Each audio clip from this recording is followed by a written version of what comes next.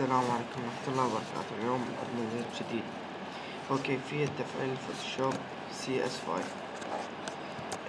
راح ارفعلكم هاي الملف الكراك مال الفوتوشوب. هنا بعد ما تفكون الضغط عنه وتفتحون الكراك راح يطلع لكم ملفين، واين 32 ويندوز 64. انتم حسب النظام مالكم راح تدخلون على الملف. شلون راح تعرفون النظام مالكم 32 أو 64؟ تدخلون على ماي كمبيوتر، كليك ايمن على البروبرتيز. هنا عندكم انا هسه نظام سيستم تايب 64 بت، انتم اما 64 أو اما 32. هسه ندخل على الملف 64 حسب نظامي. ناخذ هذا، ناخذه كوبي،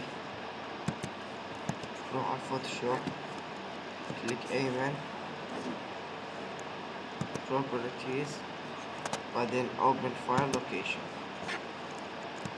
فتحه، نعطيه شنو paste، بعدين نعطيه copy other place، نطلع منه،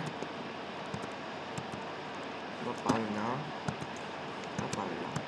نروح هسه نفتح الفوتوشوب ونتأكد انه تفعل. شوي طبعا الطريقة فعالة ومجربها أكثر من مرة.